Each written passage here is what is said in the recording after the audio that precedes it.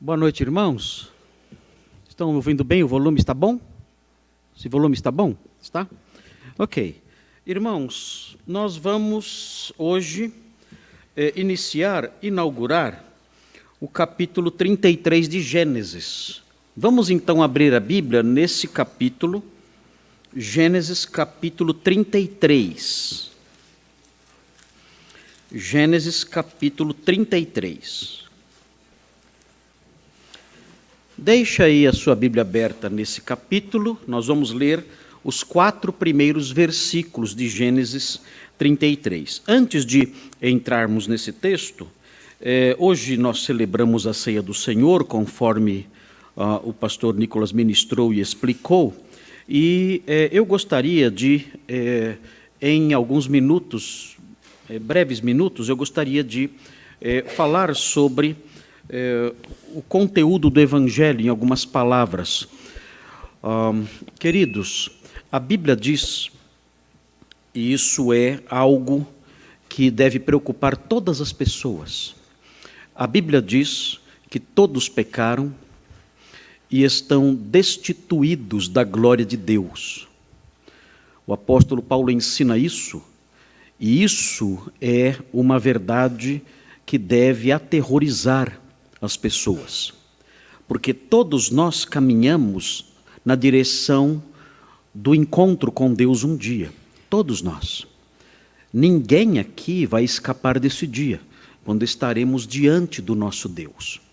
E quando nós nos deparamos com essa afirmação, que todos pecaram, essa afirmação é uma afirmação inclusiva, ela não exclui ninguém. Todos são igualados nessa informação. Todos são pecadores, todos. E por causa disso, todos estão separados da glória de Deus, do seu brilho, da sua majestade, da sua presença gloriosa. A Bíblia chama isso de perdição eterna, estar separado da glória de Deus desde já e por toda a eternidade. É uma péssima notícia, é uma informação ruim, e isso deve aterrorizar as pessoas. Para piorar, a Bíblia diz que o salário do pecado, todos pecaram, e vão receber um pagamento por isso. E a Bíblia diz que o salário do pecado é a morte. E quando a Bíblia fala sobre a morte, isso tem um significado amplo, um significado extensivo. Os teólogos dizem que morte na Bíblia significa separação. E quando nós associamos a questão da morte com a separação da glória de Deus, nós estamos, por assim dizer, falando sobre uma morte sem fim. É uma separação da glória de Deus que não acaba nunca, é perene. É infinita, é uma morte que não acaba, é viver para sempre na morte, por mais contraditória que seja essa afirmação, é viver para sempre na morte, é viver uma vida infinita na morte, que é a separação da glória de Deus. Então, o Evangelho, a palavra de Deus, traz notícias para nós que são notícias aterrorizantes. Elas são verdadeiras, elas são chocantes, elas são assustadoras, mas elas são necessárias. É necessário que nós conheçamos essas coisas para que conheçamos a gravidade da situação do ser humano. As pessoas não sabem dessas coisas. São verdades elementares da palavra de Deus, mas as pessoas não conhecem essas coisas e aqueles que as conhecem as desprezam como se fossem apenas opiniões baratas, opiniões religiosas, coisas da cabeça de gente que estuda muito a Bíblia ou tem aí uma inclinação religiosa mais acentuada. No entanto, elas são reais. Todos pecaram, estão separados para sempre da glória de Deus, e o salário do pecado é a morte, é essa separação eterna da glória dele, vivendo numa morte sem fim. A palavra de Deus chama isso, o destino dessas pessoas que morrem assim, nessas condições, chama esse local de inferno. é o inferno, é um local de sofrimento terrível, é um lugar de trevas, é um lugar de dor, é um lugar de pranto, é um lugar de infelicidade inominável. É terrível isso, especialmente sabendo que isso não acaba. Mas o que é o Evangelho? O Evangelho é a notícia que diz que há uma solução para isso. E é por isso que é chamado de Evangelho. O Evangelho, a palavra Evangelho significa isso, uma boa mensagem, uma boa notícia. E que boa notícia é essa? É a notícia de que existe uma saída. É a notícia de que existe um remédio. É a notícia de que existe uma solução para esse problema inominável. E que notícia é essa do Evangelho? Que mensagem boa é essa do Evangelho? A mensagem boa do Evangelho é a seguinte: vejam, Deus, vendo a condição do homem culpado, vendo a condição do homem que deve ser punido por causa do seu pecado, por causa de sua culpa, Deus enviou seu próprio Filho, Jesus Cristo, ao mundo.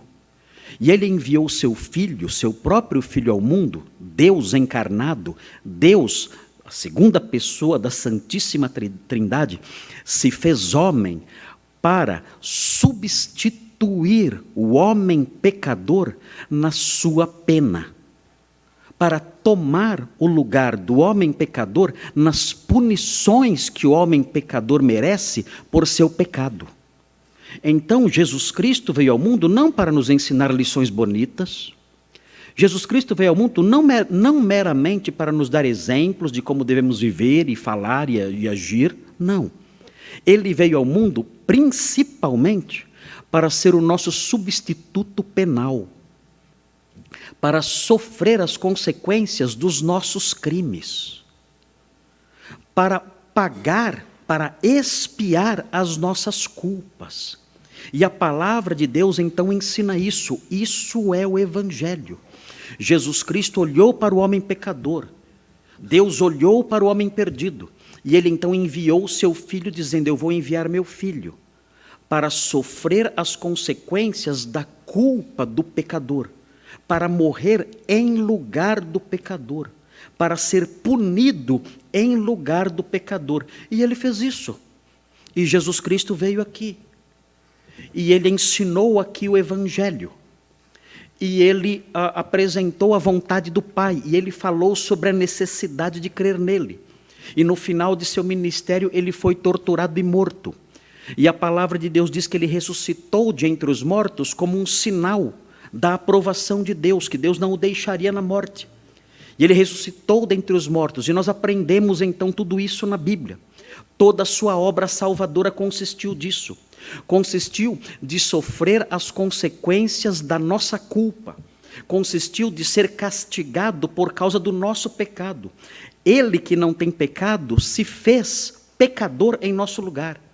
Ele que não tem pecado assumiu o nosso lugar no banco dos réus e sofreu a execução da nossa pena. Ele fez isso. E nós aprendemos que isso aconteceu na cruz do Calvário. E então fica a pergunta: como agora os benefícios dessa morte vicária, como os benefícios dessa substituição penal podem ser aplicados a mim? Essa é a grande pergunta. O Senhor realizou essa obra, o Senhor sofreu as consequências da minha culpa, e agora como essas ações do Senhor, essas realizações do Senhor podem ser aplicadas a mim? Como eu posso desfrutar dos benefícios da sua substituição? E, consequentemente, não sofrer eu mesmo as consequências do meu pecado. E a Bíblia ensina, é muito simples. A Bíblia diz: basta que você creia no Filho de Deus, recebendo-o como seu Salvador. Somente isso e nada mais. Só. Esse é o Evangelho. É as boas novas que mostram que a salvação é somente pela fé. Eu creio em Cristo. Eu crendo nele, eu invoco o seu nome. pela fé. E eu digo: Senhor, eu sei que estou perdido. Eu sei que sou um pecador e que o salário do pecado é a morte. Eu sei que sou um pecador e estou separado da sua glória, eu sei disso. Mas eu aprendi no Evangelho que Jesus Cristo veio aqui e sofreu as consequências da minha culpa. E foi executado como um réu de juízo severo. Foi executado em meu lugar. E eu agora então quero pedir que o Senhor me salve, porque eu creio nele, conforme ensina o seu Evangelho. Eu creio em Jesus Cristo como Salvador. Eu creio em Jesus Cristo como o Cordeiro de Deus que veio aqui para morrer pelos pecados do mundo. Eu creio nele e eu recebo agora como meu único e suficiente Salvador. Salva-me, Senhor. Eu creio.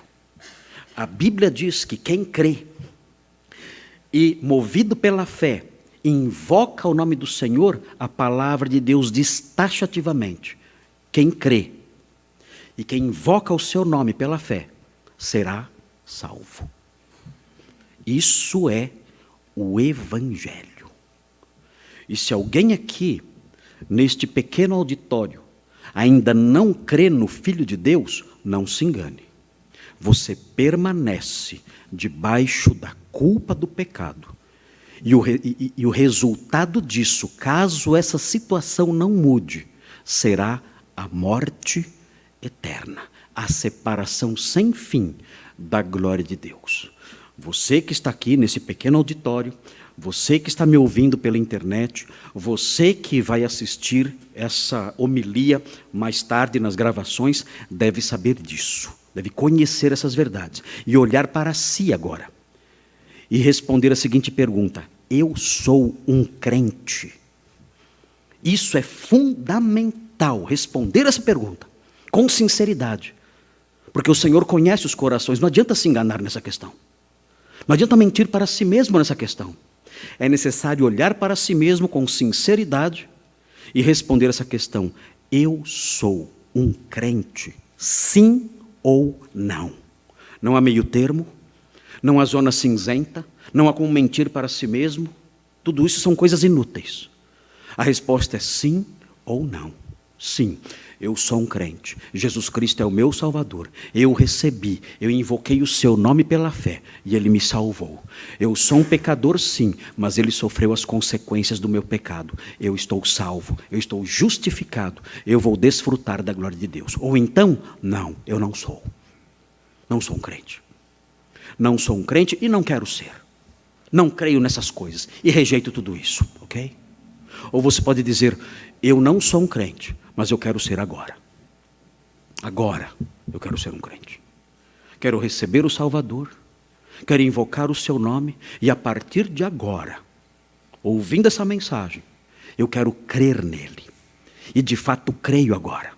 Eu creio no Evangelho, eu creio sim. A partir de agora eu creio no Evangelho. E eu recebo Jesus em minha vida como meu único Salvador. E eu invoco o seu nome agora, para que ele me perdoe, me justifique e me salve. E eu, a partir de agora, sou um crente em Cristo. Eu vou anotar no meu celular, hoje, dia 27 de agosto de 2023, hoje, às 18h35, eu nasci de novo. Meus pecados foram perdoados. Eu fui lavado e justificado pelo sangue de Cristo. A partir deste momento, eu sou um crente em Cristo Jesus. Eu recebo, eu creio nele, eu invoco, ele me salvou. Pode acontecer isso com você agora. Esse é o Evangelho e eu gostaria de deixar isso claro a todos os irmãos que estão ouvindo agora aqui neste pequeno salão, a todos que estão ouvindo em casa, a todos que vão ouvir depois. Ok, queridos, voltando para Gênesis 33. Agora eu vou pregar mesmo. Vamos ver Gênesis 33? Quando nós começamos um capítulo novo, eu gosto de fazer algumas considerações prévias. Então nós vamos fazer isso hoje aqui, até porque o nosso tempo é um pouquinho menor. Mas vejam, Gênesis 33, de 1-4, é muito lindo. Vejam que linda a passagem. Diz assim: levantando Jacó os olhos, viu que Esaú se aproximava, e com ele 400 homens. Então passou os filhos a Lia, a Raquel e as 2 servas. Pôs as servas e seus filhos à frente, Lia e seus filhos atrás deles, e Raquel e José por últimos. E ele mesmo, adiantando-se, prostrou-se à terra 7 vezes, até aproximar-se de seu irmão. Então Esaú correu-lhe ao encontro e o abraçou. Arrojou-se-lhe ao pescoço e o beijou. E choraram. Muito lindo esse texto. Lindíssimo demais. É um texto sobre perdão. É um texto sobre perdão muito emocionante. Eu confesso a vocês que eu sou muito chorão. Não sei se vocês sabem disso, já perceberam, não sei. Mas às vezes eu leio textos da Bíblia, eu fico tão emocionado, eu tenho que me esconder da Simone em casa. Porque eu não consigo segurar, eu começo a chorar quando eu leio os textos bíblicos assim desse tipo. E eu já chorei tanto lendo esse texto aqui, que eu não vou chorar mais. Eu fiz uma promessa, você não pode chorar quando for pregar sobre esse negócio aqui. Não pode, porque vai dar vexame. Mas eu fico tão emocionado quando eu vejo essa cena. Para mim é uma cena tão viva e tão tocante, que é impossível eu me segurar. Né? Até que hoje eu fui bem, vocês viram? Eu li normal. Né? Eu li normal, eu estou progredindo, acho que tem esperança para mim, não é? Tem esperança para mim. Ok, irmãos, nós vamos estudar esse texto, e eu quero dar um enfoque a esse texto, eu quero dar um enfoque vivencial. Notem bem, eu tenho que ser muito sincero no que eu vou dizer agora. Esse texto não foi escrito pelo autor de Gênesis, esse texto não foi escrito para nos ensinar como é o perdão. Não foi esse o objetivo do texto. É importante observar essas coisas aqui. O livro de Gênesis, na altura que estamos estudando, ele não está, por assim dizer, tão preocupado em nos dar lições de como viver. Essas lições existem no texto, é claro que elas existem. Meu Deus, quantas lições nós já não extraímos desses textos para a nossa vida? Quantas pessoas aqui, na nossa congregação, ao longo dos anos, e temos estudado o livro de Gênesis há anos, quantas pessoas, ao longo dos anos, chegam para mim e dizem, pastor, aquele sermão sobre Esaú, aquele sermão sobre Isaac, aquele sermão sobre Noé, mudou o destino de algumas decisões que eu ia tomar, alterou o meu modo de viver. Claro, isso é maravilhoso, é a palavra de Deus agindo em nós. E essas lições existem, portanto. Eu tenho usado a ilustração de que são lições que transbordam do texto. Nós vamos caminhando, ensinando o texto principal, mas enquanto o texto vai caminhando na passarela, enquanto o texto vai caminhando na sua estrada aí de narrativa, enquanto isso acontece, ele deixa cair. O texto deixa cair lições maravilhosas para a vida.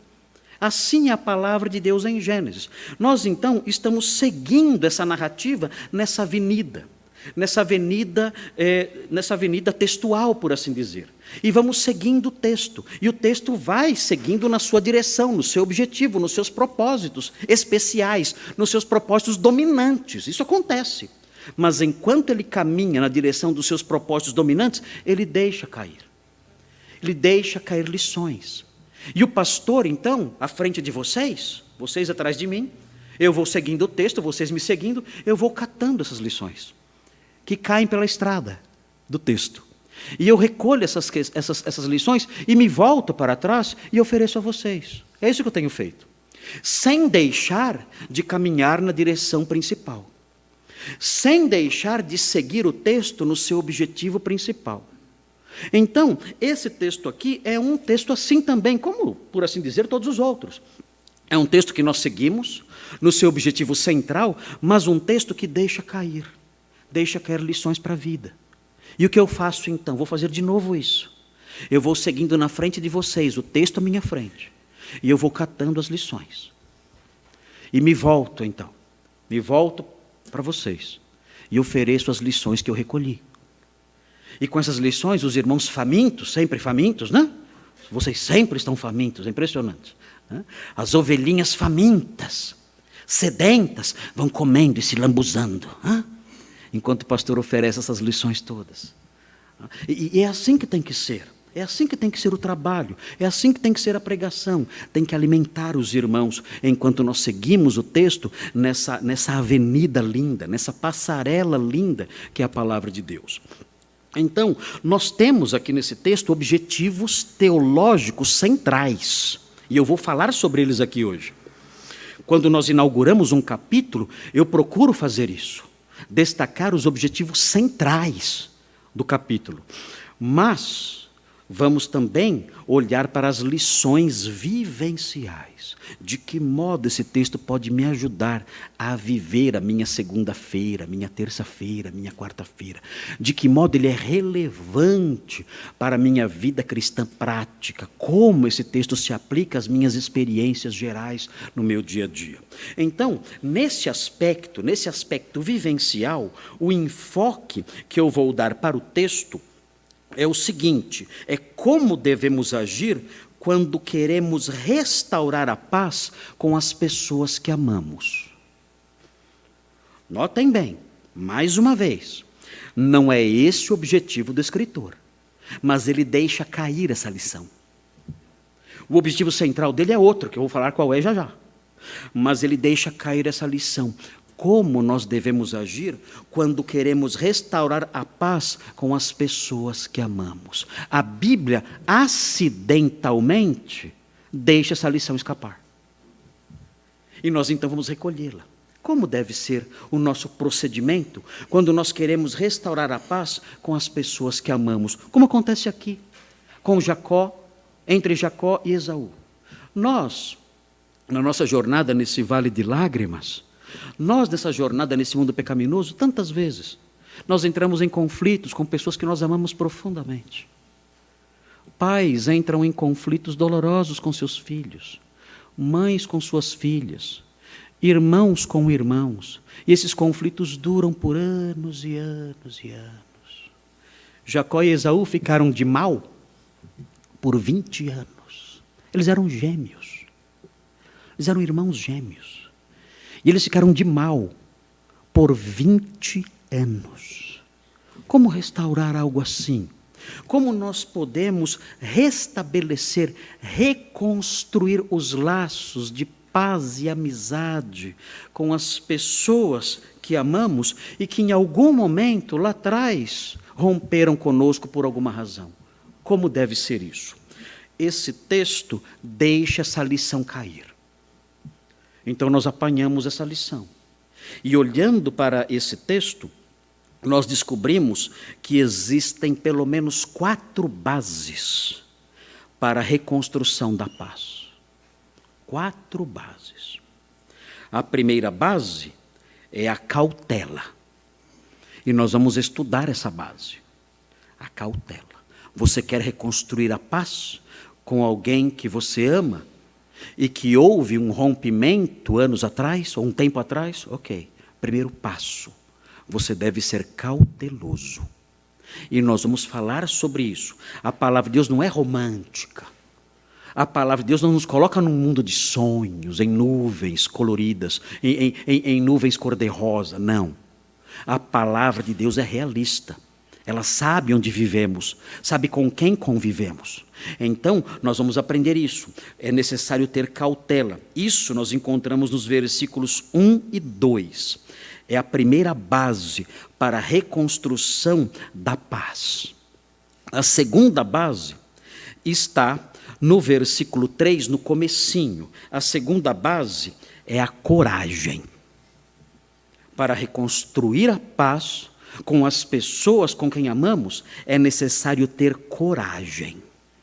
E isso nós vemos na primeira frase, ou na primeira expressão do versículo 3. No versículo 3, o autor diz: e ele mesmo, adiantando-se. Nós vemos aqui, finalmente, um ato de coragem de Jacó. Porque até então ele mandou todo mundo na frente. Até a família dele ele mandou na frente para encontrar Esaú. Agora ele muda isso. Agora ele vai na frente. Então a segunda base para a reconstrução da paz entre pessoas que amamos, com as pessoas que amamos, é a coragem. A terceira base que nós vamos conhecer está no restante do versículo 3. É a humildade. Para reconstruir a paz com alguém, nós temos que ser humildes. O texto diz que Jacó se curvou 7 vezes diante de Esaú. Já imaginaram isso? Você se curvaria 7 vezes diante do seu irmão? Seu irmão de sangue, com quem você brigou e que queria matar você? Você faria isso? 7 vezes. Por que ele fez isso 7 vezes? Nós vamos aprender por que ele se ajoelhou e se prostrou 7 vezes. E por fim, claro, não poderia deixar de estar presente, a quarta e última base para a reconstrução da paz é o perdão. Aqui, o perdão que aparece aqui no texto está no versículo 4, e esse perdão se manifesta em 5 verbos. É um perdão completo. Ele aparece em 5 verbos aqui. E, meus irmãos, são verbos maravilhosos. São 5 ações, por assim dizer. 5 ações que refletem o perdão completo. E você pode contar, já tem gente contando as 5 ações aí no versículo 4. As 5 ações são: Esaú correu, primeira ação. Depois que ele fez? Abraçou. O que ele fez depois? Pegou o seu irmão pelo pescoço para enforcar. Não. Arrojou-se-lhe ao pescoço. Qual é outro verbo? Beijou e depois chorou. Se a humildade de Jacó foi completa, ao se ajoelhar 7 vezes, o perdão de Esaú foi completo. É muito lindo ver isso. Então nós vamos caminhar sobre esses 4 textos, esses 4 versículos, e vamos aprender essas coisas. E vamos aprender como reconstruir a paz. E isso é muito importante, porque nós somos crentes. Nós somos os amigos da paz. Nós vamos ter sempre em mente o texto de 1 de Pedro 3. 1 de Pedro 3, versículos 10 e 11. Muito importante. É importante essa reconstrução da paz em nossas vidas, porque isso envolve a nossa felicidade.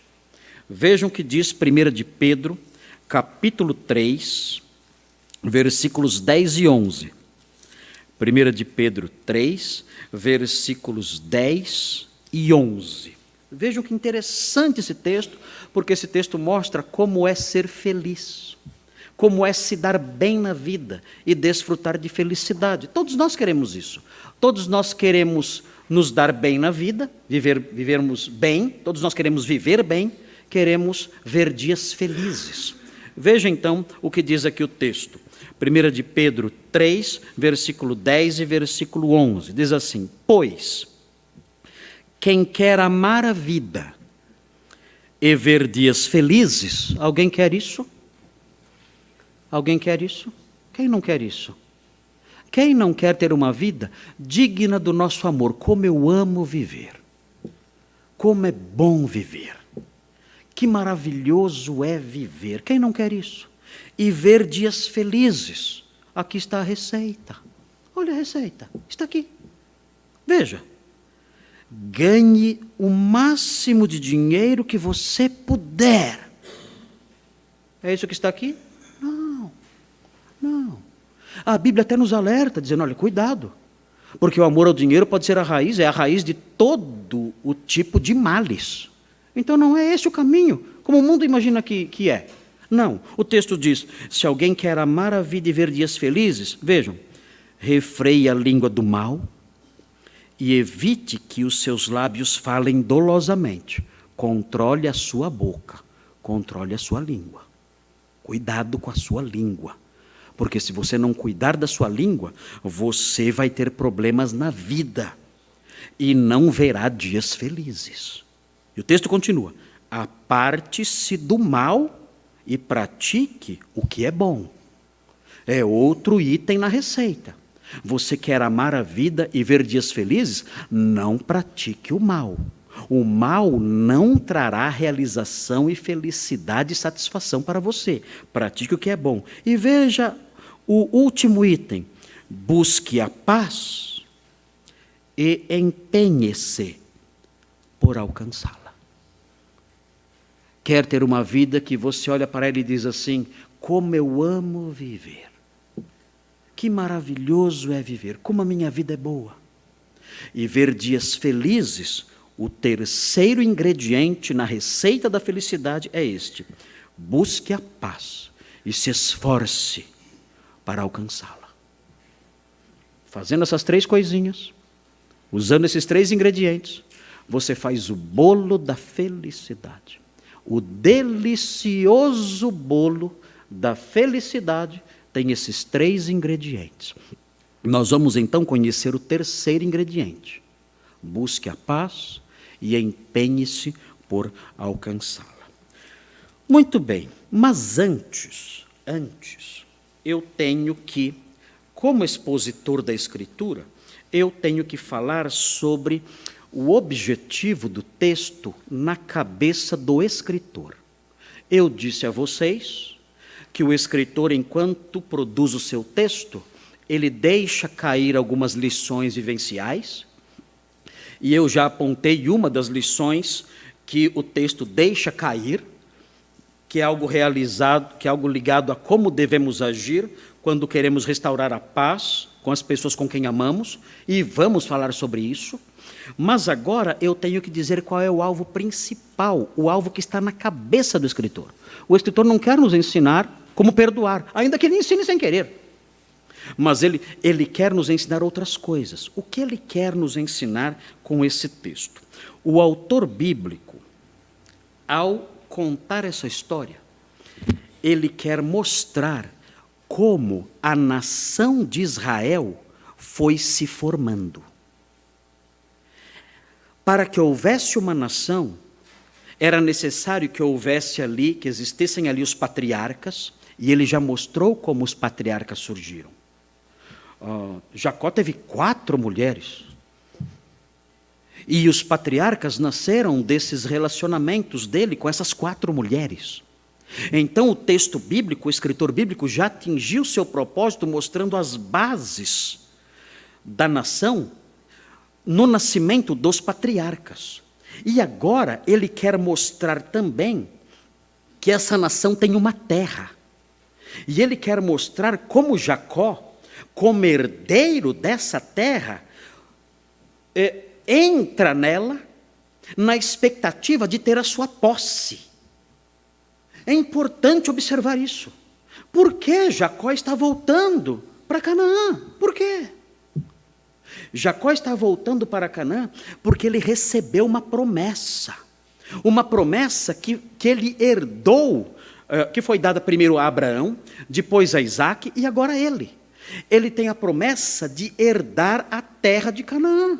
E ele então está indo para Canaã na expectativa, guardada no seu coração, de ter a posse dessa terra. A terra, disse Deus, é sua. Eu vou dar essa terra para você e para os seus descendentes. Por que Jacó está voltando? Porque Jacó está enfrentando a perseguição de Labão, já enfrentou, nós vimos. E agora está prestes a enfrentar o encontro ameaçador com seu irmão. Por que tudo isso? Por que esse esforço tão grande? Porque ele sabe, aquela terra me foi dada como herança. E eu estou indo para lá. Eu estou indo para aquela terra para viver nela, porque Deus me deu essa terra. E chegará o dia em que eu terei a propriedade dela. Então é esse o objetivo do escritor bíblico, mostrar como Jacó caminha junto com os patriarcas, junto com seus 12 filhos, ele caminha na direção da terra, para com isso dar um sinal claro de que a terra é dele. A terra é minha e dos meus descendentes, e eu tenho direito de morar nela, porque Deus prometeu que me daria essa terra, e eu estou voltando na esperança de desfrutar da sua posse e da sua propriedade. Porque os caminhos vão se abrindo. Porque Labão quando se encontra, prestes a se encontrar com Jacó, Deus aparece a Labão e fala: não faça mal a ele, deixa ele voltar. Por que Deus fez isso? Porque ele quer mostrar: olha, Jacó vai entrar na terra, como prova de que a terra é dele. Eu aprovo esse projeto, eu aprovo o projeto dele viver nessa terra, porque essa terra é dele. Por que Deus colocou acampamentos de anjos pelo caminho? Por que Deus fez isso? Porque Deus quer mostrar: olha, eu aprovo esse projeto dele entrar na terra, porque a terra é dele. Porque agora Esaú vai perdoá-lo. Parece que o perdão de Esaú foi algo que aconteceu em poucos momentos antes dele se encontrar com seu irmão. Porque qual a razão dele estar com 400 homens? Eu tenho que formar um exército para ir perdoar alguém? Claro que não. Porque eu formo um pequeno exército? Não é para perdoar ninguém. Eu formo um pequeno exército para atacar. Porque ele está indo com 400 homens? Tudo indica que seu ânimo era um ânimo agressivo. O que aconteceu? Nós não sabemos. Ele teve um sonho como Labão? Deus falou ao coração dele de algum modo? Será que ao receber os presentes que Jacó enviou aos poucos, ele foi quebrantando o seu coração? Será que quando ele viu Jacó, o seu coração se enterneceu e o seu ódio se derreteu? Será que foi isso? Não sabemos, mas Deus agiu de modo espetacular. E ele perdoou seu irmão. Por que esse perdão acontece? Porque os versículos 1 a 4 estão aqui. Porque Deus quer mostrar: eu estou aprovando esse projeto. O projeto de posse da terra. A terra é de Jacó. A terra é dos seus descendentes. Eu aprovo que ele volte para essa terra e tome posse dela. Isso tem a minha aprovação. Eu prometi dar essa terra a esse homem e seus descendentes, porque eu estou formando uma nação, e essa nação é importante demais. A nação de Israel é muito importante, porque é por meio dessa nação que eu estou formando, que eu vou abençoar e salvar o mundo. É nessa nação, é por meio dessa nação, que eu vou trazer o Messias ao mundo. Então, tudo isso que está acontecendo tem esse objetivo: fazer com que Jacó entre na terra como um sinal, uma prova de que a terra pertence a ele. Os irmãos devem se lembrar, nós estudamos isso já, nem lembro mais quando foi, muitos anos atrás. Nós estudamos o capítulo 13 de Gênesis. Virem as páginas da Bíblia, vejam, capítulo 13. Os irmãos devem se recordar disso. Capítulo 13. Vejam o versículo 15. Veja o que acontece. Diz assim, Gênesis 13, 15, fala assim, Deus falando com Abraão, não se esqueçam disso, diz assim: porque toda essa terra que vês, Deus falando com Abraão, eu te darei, a ti e a tua descendência, para sempre. É uma promessa de Deus feita a Abraão. O tempo passou, Abraão morreu. Onde está a promessa? Mas Deus ousa repeti-la. E Deus então fala com Isaque, filho de Abraão. Vejam o capítulo 26. Não percam essas coisas de vista. Vejam o capítulo 26. Tudo no livro de Gênesis está girando em torno disso nesse momento. Vejam, capítulo 26, é Deus falando com Isaque agora, filho de Abraão. Não percam isso de vista. Esse é o alvo teológico do escritor. O escritor tem um alvo teológico, doutrinário. Vejam aqui no capítulo 26. Sobrevindo fome à terra, versículo 1. Além da primeira vida nos dias de Abraão, foi Isaque a Gerar, avistar-se com Abimeleque, rei dos filisteus. Apareceu-lhe o Senhor e disse: não desças ao Egito, fica na terra que eu te disser. Habita nela, e serei contigo, e te abençoarei. Porque a ti e a tua descendência darei todas estas terras, e confirmarei o juramento que fiz a Abraão teu pai. Multiplicarei a tua descendência como as estrelas dos céus, e lhe darei todas estas terras. Ele prometeu de novo a Isaque. Daqui a pouquinho no texto, Isaque vai morrer. E ele vai morrer sem ter a terra. Vejam agora, virando a página da Bíblia, vejam o capítulo 28. Nós já conhecemos bem o capítulo 28. Versículo 13. 28, 13. É a visão da escada em Betel. Vejam 28:13. Fala assim: perto dele estava o Senhor e lhe disse: eu sou o Senhor, Deus de Abraão teu pai, e Deus de Isaque. Vejam, a terra em que agora estás deitado, vejam, é específico. Estou ouvindo a voz celeste aqui, a voz do céu me chamando. Vejam aí a especificidade disso. Vejam, a terra em que agora estás deitado, eu te darei, a ti e a tua descendência. Ele especifica a terra. Quando, se os irmãos olharem novamente para Gênesis 13, é interessante quando Deus diz no versículo 17 também, 13:17, é muito interessante. Ele diz assim: levanta-te, 13:17, falando para Abraão: levanta-te, percorre essa terra no seu comprimento e na sua largura, porque eu te darei. Ele especifica os limites geográficos da terra e fala: eu vou dar isso a você. E ponto final. O que acontece, porém, o que nos deixa perplexos ao longo da história de Gênesis, é que nenhum dos patriarcas, teve a propriedade da terra. Nenhum.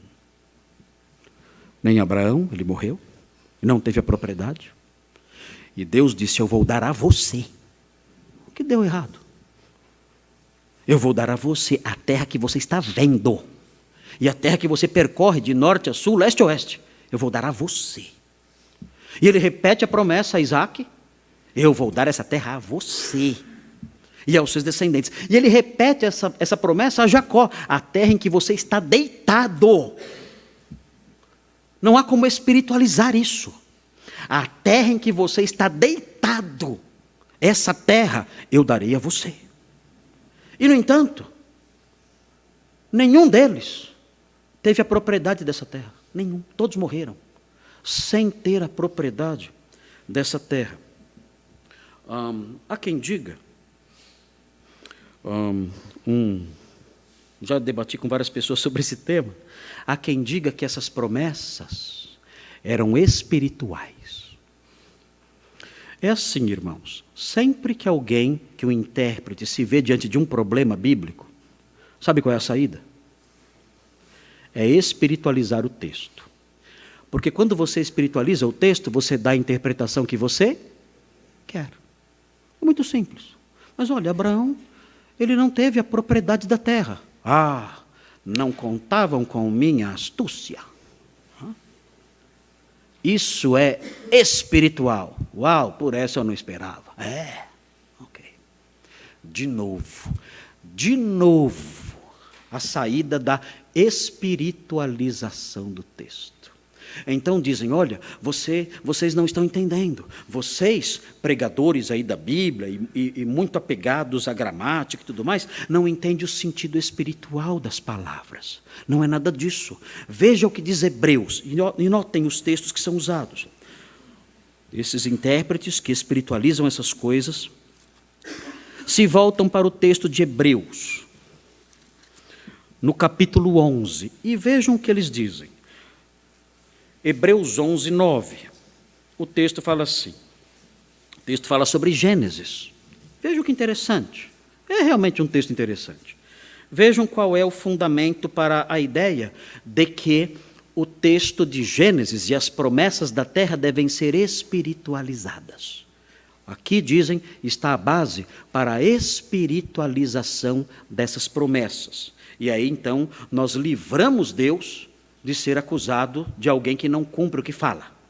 Então vejam, diz assim, Hebreus 11, 9, fala assim: pela fé, Abraão peregrinou na terra da promessa como em terra alheia, habitando em tendas com Isaque e Jacó, herdeiros com ele da mesma promessa, porque aguardava a cidade que tem fundamentos, da qual Deus é o arquiteto e edificador. E vejam no 16, que cidade é essa? 16, mas agora falando ainda dos patriarcas, aspiram a uma pátria superior, isto é, celestial.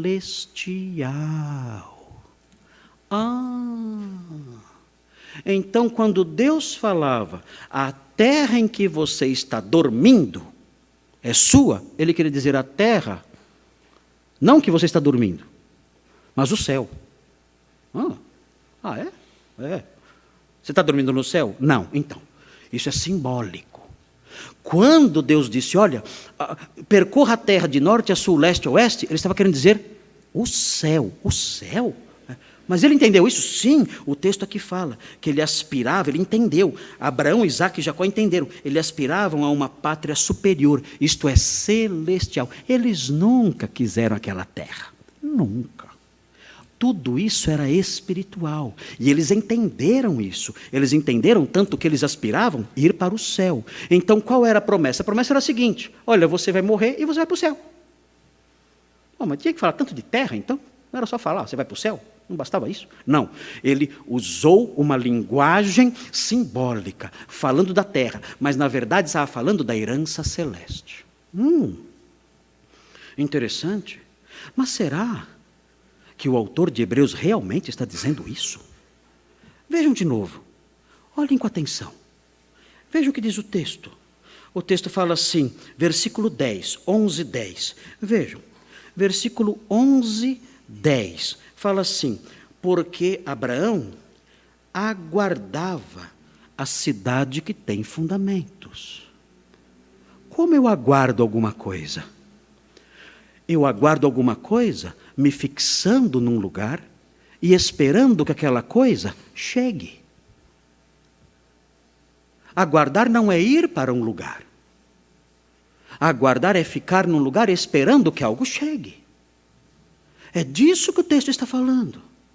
O texto não está falando que Abraão esperava ir para o céu, não. O texto está dizendo que Abraão esperava que a cidade celeste chegasse. Ele, aqui neste mundo, ele aguardava a chegada da cidade celeste. É isso que o texto fala. Ele aguardava. Ele não estava indo na direção dela, por assim dizer, mas sim esperando que ela chegasse aqui, que ela viesse aqui. Que um dia o próprio Senhor descesse dos céus. E ele então aqui, neste mundo, desfrutasse da cidade celeste, na terra que o Senhor prometeu. Essa era a esperança de Abraão. Ele esperava um dia a cidade celeste descerá. E então eu vou desfrutar dessa herança terrena, nessa cidade celeste que descerá um dia. Aliás, o Apocalipse fala isso. Fala que um dia a Jerusalém celestial descerá do céu.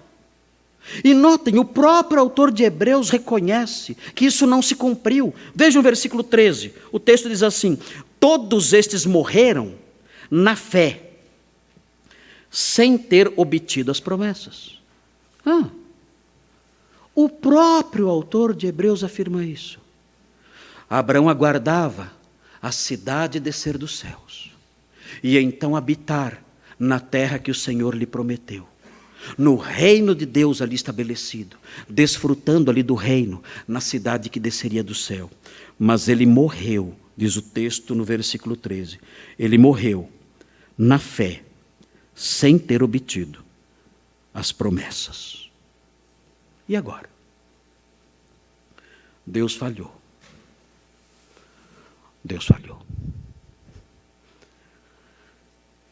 Os patriarcas esperavam ansiosamente que o céu descesse. E a posse, a propriedade da terra, fosse dada a eles num reino celeste aqui estabelecido. E eles aguardavam essa cidade. Mas eles morreram sem ver a promessa se cumprir. Jacó voltando de Harã para Canaã, o seu coração ardendo. Ele pensando, estou me aproximando da terra que será minha. Estou me aproximando da terra para onde descerá a cidade celeste. Estou me aproximando da terra que será o foco, o centro, a capital do reino de Deus. A cidade celeste descerá lá.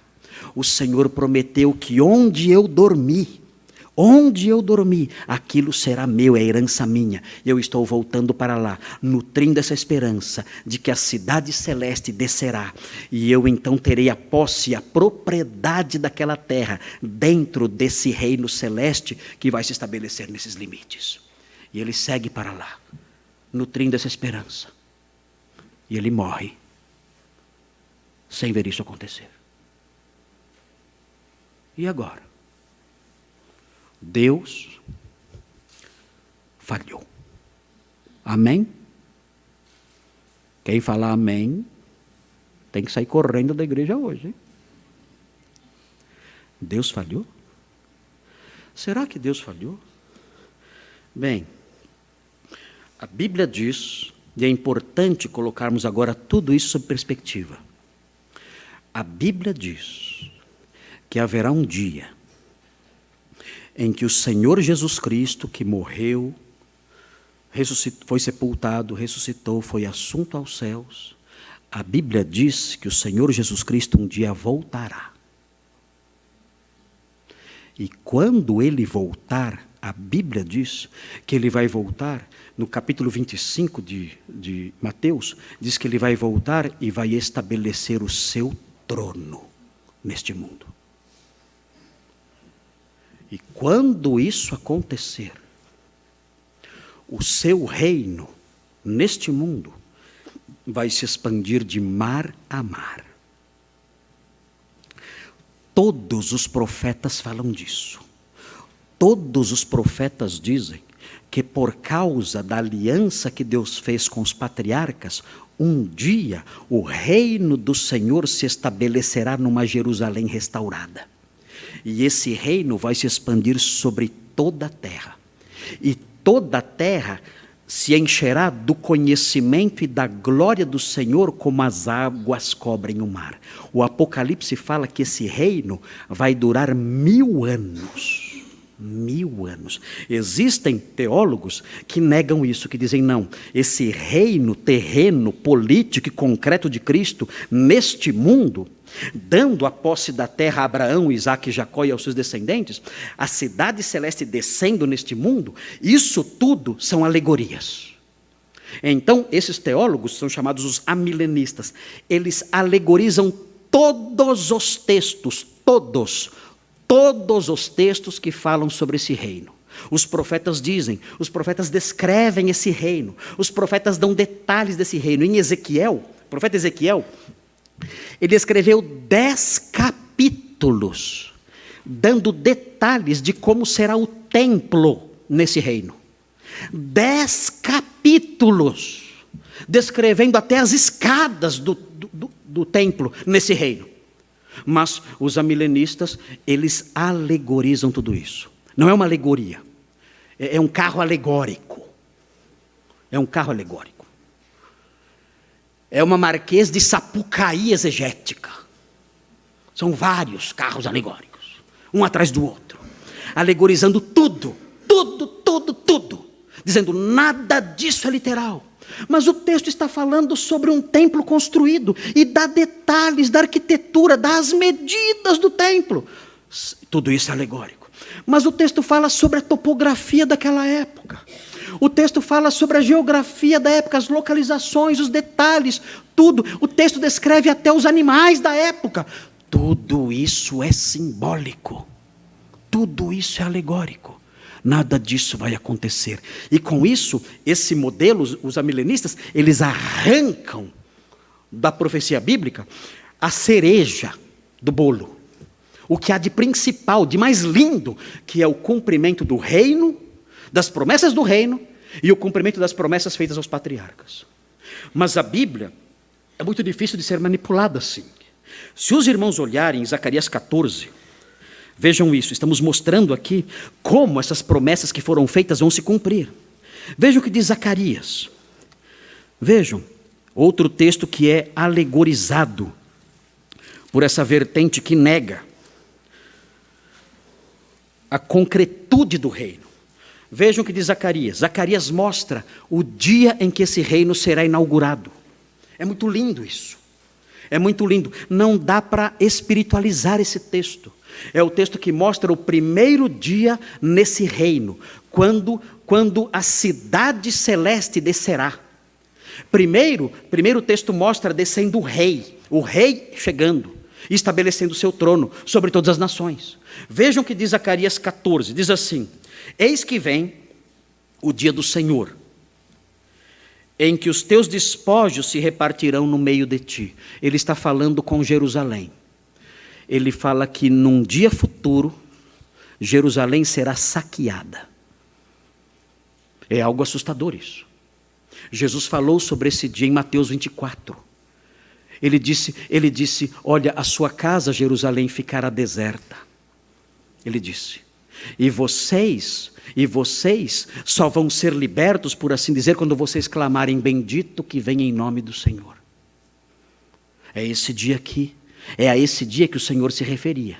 O texto diz, eis que vem o dia em que os teus despojos se repartirão no meio de ti. É a cidade sitiada e invadida e saqueada. O texto prossegue, porque eu ajuntarei todas as nações para a peleja contra Jerusalém, e a cidade será tomada, e as casas serão saqueadas, e as mulheres forçadas. Metade da cidade sairá para o cativeiro, mas o restante do povo não será expulso da cidade. Vejam que sofrimento terrível. A cidade caiu, Jerusalém caiu, as nações cercaram Jerusalém e ela desabou. O texto prossegue, isso nunca aconteceu. Os irmãos vão dizer, mas já houve invasões de Jerusalém outras vezes, mas não esta aqui. Vejam os outros detalhes, vejam a sequência. Então, vejam, durante o cerco, durante a invasão, então sairá o Senhor e pelejará contra essas nações, como pelejou no dia da batalha. O que é isso? O Senhor se levanta e Ele vem para pelejar contra as nações que estão esmagando o seu povo, Israel. E o texto prossegue, naquele dia, isso é maravilhoso demais. Vejam os detalhes disso. Vejam, naquele dia estarão os seus pés sobre o Monte das Oliveiras, que está defronte de Jerusalém para o oriente. O Monte das Oliveiras será fendido pelo meio, para o oriente e para o ocidente, e haverá um vale muito grande. Metade do monte se apartará para o norte, e a outra metade para o sul. São detalhes. Como eu espiritualizo isso? Como eu espiritualizo isso? O texto diz, o Senhor estará com seus pés sobre o Monte das Oliveiras. Quem conhece a geografia da Terra Santa sabe, Monte das Oliveiras fica em frente de Jerusalém. O Vale do Cedron entre Jerusalém e o monte. O texto fala, os pés dele estarão sobre o monte. E o monte vai se partir ao meio. E isso vai abrir um vale. E as pessoas fugirão por esse vale, porque a cidade é perto do monte.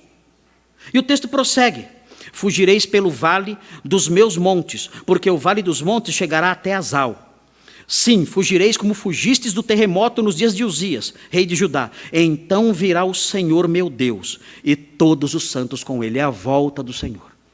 Ele vem com todos os seus santos. E o texto prossegue, acontecerá naquele dia, tente espiritualizar isso. Acontecerá naquele dia que não haverá luz, mas frio e gelo. Vai ser no inverno que Jesus vai voltar. A gente não sabe o dia nem a hora, mas sabemos a estação. Jesus volta no inverno lá. Haverá frio e gelo nesse dia. Vejam, mas será um dia singular, conhecido do Senhor. Não será nem de dia nem de noite, mas haverá luz à tarde, é um dia nublado. Como eu espiritualizo isso? O texto está dando detalhes climáticos. Como espiritualizar uma profecia como essa? Que licença eu tenho para dizer que isso tudo são símbolos? Que licença eu tenho para isso? O texto prossegue. Naquele dia também sucederá que correrão de Jerusalém águas vivas. Metade delas para o mar oriental, mar Morto, e a outra metade até o mar ocidental, é o mar Mediterrâneo. No verão e no inverno sucederá isto. Vejam, aqui especificando as estações. E aí vem o versículo 9. Vejam, o Senhor será rei. Onde? Sobre toda a terra. Naquele dia, um só será o Senhor, e um só será o seu nome. é o Senhor reinando. Onde? Em Jerusalém. Ele chega, põe os seus pés no monte, o monte se abre, ele expulsa e destrói as nações inimigas e estabelece o seu trono. O texto prossegue: toda a terra se tornará como a planície de Geba a Rimon, ao sul de Jerusalém. Esta será exaltada e habitada no seu lugar, desde a porta de Benjamim até o lugar da primeira porta, até a porta da esquina, e desde a torre de Ananel até os lagares do rei. Habitarão nela, e já não haverá maldição, e Jerusalém habitará segura. O reino chegou. O rei está em Jerusalém. A cidade se estabeleceu. Jerusalém foi liberta. E o Rei Supremo está nela. E o que vai acontecer então? Nós não podemos espiritualizar esse texto. É impossível fazer isso. A não ser que você use muito a sua imaginação. O que é o Monte das Oliveiras simbolicamente? O que é isso? Depende da sua imaginação. Crie o que você quiser. O que é fender-se ao meio? Não há sentido espiritualizar isso. O que pode significar isso? Nós sabemos, as palavras significam o que elas significam. Esse texto está descrevendo com detalhes vívidos o que vai acontecer naquele dia. Não há como transformar isso em símbolos. E nós lemos isso e vemos como será o estabelecimento desse reino maravilhoso. E vejam o que vai acontecer então. Abram agora em Mateus 8. O reino se estabelece. O rei chegou, a cidade foi restaurada, a paz foi restaurada, eles vão habitar seguros ali. E agora então o que vai acontecer? Mateus 8, 11. Veja o que diz o texto. Mateus 8, 11. Diz assim: naquele dia, vejam, naquela época, no tempo do reino, diz assim: digo-vos que muitos virão do Oriente e do Ocidente. Zacarias fala sobre isso. Muitos virão do Ocidente, do Oriente e do Ocidente, e tomarão lugares à mesa. Com quem? Com quem? Com Abraão, Isaque e Jacó. No reino dos céus. Deus disse: é de vocês. Essa terra é de vocês. Aqui está o cumprimento da minha promessa. Vocês morreram sem ver a promessa. Mas agora, ela está aqui, concretizada. Sente-se à mesa, Abraão ressurreto.